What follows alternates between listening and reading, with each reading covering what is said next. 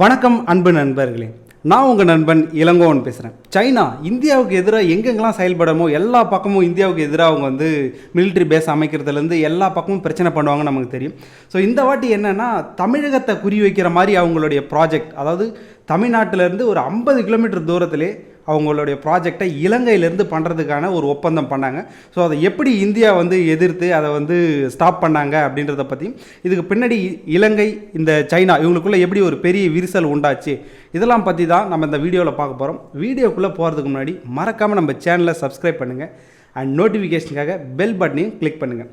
நம்ம இப்போ இவங்க சொல்கிற இந்த பவர் ப்ராஜெக்ட் நம்ம ஏற்கனவே தெரியும். ஹம்பன் டேட்டா இந்த போர்ட் துறைமுகம் ப்ராஜெக்ட்லாம் இலங்கையில் வந்து நிறைய செலவு பண்ணி சைனா பண்ணாங்க அப்படின்னு சொல்லிட்டு, ஸோ அதுக்கான அந்த கடனை கொடுக்க முடியாததுனால அந்த துறைமுகத்தை வந்து ஒரு 99 ஆண்டுகளுக்கு குத்தகையாகவே சைனாவோடைய ப்ரைவேட் கம்பெனிக்கு அவங்க கொடுக்குறாங்க அப்படின்றதெல்லாம் நம்ம பார்க்குறோம். அந்த அளவுக்கு சைனா வந்து டெப்ட் ட்ராப் அப்படின்ற மாதிரி அவங்களுக்கு கடன் கொடுத்து அவங்கள வந்து ஒரு வலையில் தள்ளி விடுறாங்க, நிறைய இடத்த அங்கே அபகரிக்கிறாங்க அப்படின்றதெல்லாம் நம்ம பார்க்குறோம். ஸோ இது ஒரு பக்கம் போய்கிட்டே இருந்தாலும் இன்னொரு விஷயம் என்ன நடக்குது அப்படின்னா, வடக்கு இலங்கையோட நார்த் சைடு யாழ்ப்பாணம்லாம் இருக்கு இல்லையா, இலங்கை தமிழர்கள் இருந்த இடம் இருக்கு இல்லையா, ஸோ அந்த இடத்த சைனா குறி வைக்கிறாங்க. ஸோ அந்த இடத்துல வச்சு அவங்க வந்து ஒரு பவர் ப்ராஜெக்ட் என்ன சொல்கிறாங்க அப்படின்னா, நாங்கள் வந்து விண்டு பவர் பண்ணித்தரோம் அப்படின்னு சொல்கிறாங்க, சோலார் பவர் பண்ணுறோம் அப்படின்னு சொல்கிறாங்க. ஸோ இந்த தீவுகள் 3 தீவை அவங்க சூஸ் பண்ணுறாங்க. என்ன அப்படின்னா, அனலை தீவு, நெடுந்தீவு அப்படின்னு நைனா தீவு, இந்த மாதிரி 3 தீவுகளை அவங்க சூஸ் பண்ணுறாங்க. இந்த தீவுகள் என்ன அப்படின்னு எங்கே இருக்குது அப்படின்னா, நம்மளுடைய தமிழ்நாடு ராமேஸ்வரத்துலேருந்து ஒரு 45 to 50 கிலோமீட்டர் தூரம் தான்.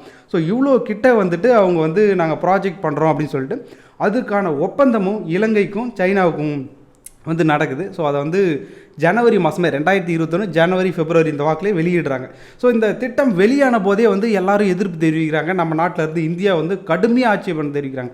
ஆனால் இவ்வளோ க்ளோஸாக சைனாவோட வந்து இங்கே விடமாட்டோம் கம்பெனி வந்து ஆப்ரேட் பண்ண அப்படின்ற மாதிரி நம்ம தெரிவிக்கிறோம். ஸோ இந்த காலகட்டத்தில் இன்னொரு விஷயமே இந்தியாவுக்கு எதிராக இலங்கை நடந்தாங்க. என்ன அப்படின்னா, சைனாவோட துறைமுகம்லாம் இருக்கு இல்லையா, அதில் வந்து ஈஸ்ட் கண்டெய்னர் டெர்மினல், அதில் அந்த இடத்துல வந்து இந்தியாவும் ஜப்பானும் சேர்ந்து அங்கே இன்ஃப்ராஸ்ட்ரக்சரை பண்ணுற மாதிரி ஒரு ஒப்பந்தம் இருந்தது. அதை வந்து இலங்கை தன்னிச்சையாக கேன்சல் பண்ணுறாங்க. ஸோ இந்த ஒரு நிகழ்ச்சி அங்கே நடக்குது. ஸோ அப்போ நம்ம ஃபுல்லாக கம்ப்ளீட்டாக நம்மளை அவாய்ட் பண்ணி சைனா பக்கம் போயிடுறாங்க அப்படின்றத பார்க்குறோம். ஸோ இந்த டைமில் தான் படிப்படியாக வந்து நிறைய ஸ்டெப்ஸ் நடக்குது. ஸோ இந்தியா இந்த இடத்துல என்ன பண்ணுறாங்க அப்படின்னா, தமிழ்நாட்டை குறி வச்சுட்டாங்க அப்படின்னோடனே இது ரொம்ப கேர்ஃபுல்லான விஷயம்னு சொல்லிட்டு நம்ம இந்தியா சொல்கிறோம், அவங்க இந்த பண்ணுற ப்ராஜெக்டை நாங்களும் பண்ணுறோம் அப்படின்னு சொல்லி நாங்களே பண்ணித்தரோம் அப்படின்னு சொல்லிட்டு ஒரு ப்ரொபோசல் கொடுக்குறாங்க. அதோடு மட்டும் இல்லாமல் நம்ம என்ன சொல்கிறோம் அப்படின்னா, இவங்க சைனா வந்துட்டாங்க அப்படின்னா அவங்களை டெப்ட் ட்ராப், ஏற்கனவே உங்களுக்கு தெரியாத ஒன்றும் இல்லை, ஏற்கனவே அவங்களை வந்து வளைச்சிட்டாங்க.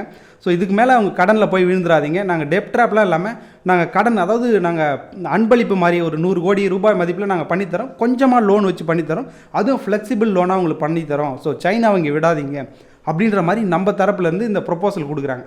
ஸோ அப்போ சைனா என்ன சொல்கிறாங்கன்னா, இல்லை இது கடன் வலையெல்லாம் கிடையாது, டெப்ட் ட்ராப்லாம் நீங்கள் நினச்சிக்காதீங்க, ஏன்னா இந்த வந்து ஒரு ப்ரைவேட் கம்பெனி மாதிரி தான் நாங்கள் பண்ணுறோம், அதுவும் வந்து ஏஷியன் டெவலப்மெண்ட் பேங்க் இருக்கு இல்லையா, அவங்க மூலயமா தான் இந்த பணம்லாம் வருது, அதனால் இது டெப்ட் ட்ராப்புக்குன்ற கேள்வியே கிடையாது, ஒரு ப்ரொசீஜர் இருக்கும், அந்த ஸ்டாண்டர்ட் ப்ரொசீஜர் படி தான் எல்லாம் நடக்கும். அதே மாதிரி இந்த ப்ராஜெக்டை முடித்தோடனே தான் நாங்கள் இங்கேருந்து வெளியில் போவோம் அப்படின்ற மாதிரி சொல்கிறாங்க. ஸோ அப்போ நாமளும் சொல்கிறோம், நாங்களும் வந்து அதே மாதிரி ப்ராஜெக்ட் முடிச்சு கொடுத்துட்டோன்னே வெளியில் போகிறோம், நாங்கள் கம்மியாகவே பண்ணித்தரோம், நாங்கள் கன்சிடர் பண்ணுங்கள், ஸ்ரீலங்காவில் சைனாவை இந்த இடத்துல அலோவ் பண்ணாதீங்க, ரொம்ப க்ளோஸில் அப்படின்ற மாதிரி நம்ம சொல்கிறோம். ஆனால் இதுக்கு அடுத்தது சைனா வந்து அவங்களுடைய ப்ரெஷர், ஏன்னா ஏற்கனவே நிறைய ப்ராஜெக்ட் ஸ்ரீலங்காவில் வாங்கி வச்சுருக்காங்களே, அவங்களுடைய ப்ரெஷர்னால ஸ்ரீலங்கா இதில் வந்து எந்த ஒரு முடிவும் எடுக்காமல் அதை அனௌன்ஸ் பண்ணாமலே இருக்கிறாங்க. ஸோ இது ஒரு பக்கம் போக நம்ம இன்னொரு ஸ்டெப்பும் போகிறோம். என்னென்ன அப்படின்னா, அவங்க பண்ணுற ப்ராஜெக்ட்லாம் டீசலை யூஸ் பண்ணி அங்கே இருக்கிற என்வாமெண்ட்டெல்லாம் இது பாதிக்கும், அதனால் நாங்கள் வந்து என்வாமெண்டல் ஃப்ரீயாக பண்ணித்தரோம், அதை என்வாமெண்டலுக்கு எந்த ஒரு சேதமும் ஆகாமல் அப்படின்ற அளவுக்கு நம்ம சொல்கிறோம். ஸோ அதனால் எந்த ஒரு முன்னேற்றமும் அந்த இடத்துல ஏற்படலை அப்படின்றது தான் பார்க்கணும். ஸோ அந்த டைமில் சைனாவுக்கு வந்து புது தூதரை வந்து நியமிக்கிறாங்க ஸ்ரீலங்காவுக்கு. அவர் வந்தவுடனே என்ன பண்ணுறாரு அப்படின்னா, நாங்கள் சொல்கிற மாதிரி செய்யுங்க, நம்மளுடைய ப்ரொபோசலை நம்ம கொடுத்தாச்சு, சைனாவுக்கு அகைன்ஸ்டாக வேறு எந்த ப்ரொபோசலும் வரல, அதனால் இதையே செயல்படுத்துகிறோம் அப்படின்ற மாதிரி சொல்லிடுங்கன்னார். ஸோ அப்போ பார்லிமெண்ட்டில் அவங்க வந்து ஸ்ரீலங்கா சொல்கிறாங்க, சைனாவோட ப்ரொபோசல் தான், வேறு எந்த ப்ரொபோசலும் வரல அப்படின்ற மாதிரி இந்த பவர் ப்ராஜெக்ட்டுக்குன்னு சொல்கிறாங்க. ஸோ இந்த காலகட்டத்தில் தான் நிறைய, அதாவது போராட்டங்கள்லாம் ஸ்ரீலங்காவில் வருது, சைனாவுக்கு எதிராக வருது அப்படின்றத பார்க்கணும். என்னென்னா நிறைய ஆக்கிரமிக்கிறாங்க அப்படின்ற மாதிரி, ஒரு சின்ன சைனா மாதிரியே அது மாறிடும் அப்படின்ற மாதிரி போராட்டங்கள் வருது, எதிர்ப்பு குரல்லாம் வருது. ஸோ அதுக்கடுத்து இன்னும் 2 விஷயம் நடக்குது. என்ன அப்படின்னா, இந்த தடுப்பூசி இருக்கு இல்லையா, சைனாவோட வேக்சினை போடணும் அப்படின்னு சொல்லிட்டு அந்த ஹம்பன் டேட்டா துறைமுகம் அந்த ஒட்டி பகுதியில் அவங்க நிர்பந்திக்கிறாங்க. சைனா. ஆனால் சைனாவோட வேக்சினுக்கு அனுமதியே கொடுக்கக்கூடாதுன்னு சொல்லிட்டு அங்கே நிறைய போராட்டங்கள் நடக்குது. ஸோ இதுவுமே சைனாவுக்கு வந்து ஒரு பெரிய தலைவலியாக இருக்குது. நிறைய சயின்டிஸ்ட்லாம் இதை எதிர்த்து குரல் கொடுக்குறாங்க. ஸோ அதனால் வந்து அவங்க சைனாவுக்கு எதிராக ஸ்ரீலங்காவை வந்து ஒரு ஸ்டெப்பாக போயிட்டுருக்காங்க அங்கே இருக்க மக்கள் அப்படின்றத பார்க்கணும். அதுக்கு அடுத்தது தான் இன்னொரு பிரச்சனையும் ஸ்ரீலங்காவுக்கும் சைனாவுக்கும் நடக்குது. அது என்ன அப்படின்னு பார்த்தோன்னா, ஒரு உரம்லாம் வேணும், ஃபெர்டிலைசர் வேணும் அப்படின்னு சொல்லிட்டு சைனாவை ஸ்ரீலங்கா கேட்குறாங்க. ஸோ அவங்க வந்து ஆர்கானிக் ஃபெர்டிலைசர் அப்படின்னு சொல்லிட்டு அனுப்புகிறாங்க. அதாவது வேஸ்ட்லேருந்து எடுத்து உரம் தயாரித்து அனுப்புகிறதா சொல்லிட்டு கண்டெய்னரில் 20,000 டன் அவங்க வந்து அனுப்பி வைக்கிறாங்க. ஆனால் கிட்ட வரும்போது தான் தெரிஞ்சுது அதில் வந்து நிறைய ஹசார்டு, தீமை விளைவிக்கக்கூடிய பாக்டீரியாக்கள்லாம் இருக்குது. அந்த உரத்தெல்லாம் போட்டோன்னா காய்கறிகள் மற்ற செடி எல்லாமே வீணாக போயிடும் அப்படின்னு சொல்லிட்டு ஸ்ரீலங்கா எதிர்ப்பு தெரிவிக்கிறாங்க. நாங்கள் வந்து இதை நாங்கள் எடுத்துக்கவே மாட்டோம், நாங்கள் திருப்பி அனுப்பிச்சிடுறோம்னு சொல்லிட்டு அதை இறக்கவே விடலை.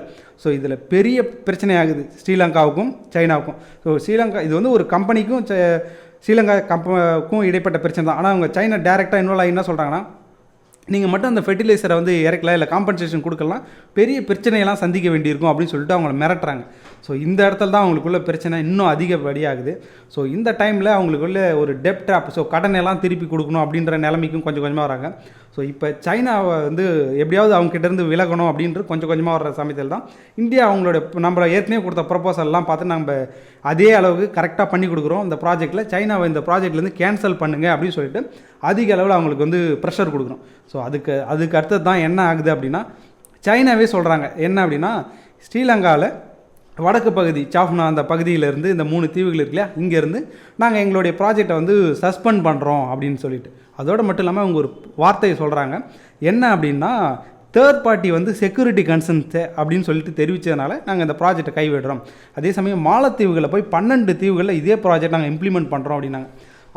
இந்த டிசிஷனுக்கு வர்றதுக்குள்ள சைனா என்ன பண்ணாங்கன்னா இன்னொரு ஆயுதத்தை எடுக்கிறாங்க. என்ன அப்படின்னா, பாகிஸ்தான் ஆச்சு ஸ்ரீலங்கா கூட பேசி இந்த ப்ராஜெக்ட் எப்படியாவது அவங்களுக்கு கிடைக்கிற மாதிரி பண்ணுறாங்க. ஸோ அதுக்குள்ளே வந்து ரொம்ப லேட் ஆகிடுது. ஸோ நம்மளுக்கு அந்த ப்ராஜெக்ட் கிடைக்குது அப்படின்றத பார்க்குறோம். ஸோ இந்த மாதிரி தான் வந்து அந்த ஒரு பவர் ப்ராஜெக்ட், சைனா வந்து ஒரு பவர் ப்ராஜெக்டை தமிழ்நாட்டுக்கு பக்கத்திலே கொண்டு வர பார்க்குறாங்க. ஸோ அதுவுமே ஸ்டாப் ஆகுது நம்மளுடைய கவர்மெண்ட் எடுத்த ராஜதந்திர ரீதியான அந்த முடிவுகளால். ஸோ அதுக்கடுத்து நம்ம இது வந்து ஒரு முடிஞ்சிடுச்சு அப்பாடா அப்படின்னு நினைக்கிற மாதிரி அப்படின்னு பார்த்தோன்னா இல்லை. ஸோ இங்கே தான் ஒரு ட்விஸ்ட் நடக்குது. என்ன அப்படின்னா, ரீசெண்டாக நம்ம ஒரு நியூஸ் பேப்பர்லாம் பார்த்துருக்கோம்.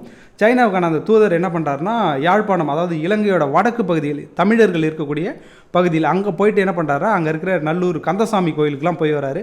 அங்கே இருக்கிற மக்களுக்கெல்லாம் வந்து நிறைய நல திட்ட உதவிகள்லாம் அதாவது லட்சக்கணக்கான அதாவது செலவில் அவங்களுக்கு நலத்திட்ட உதவிகள்லாம் பண்ணுறாங்க.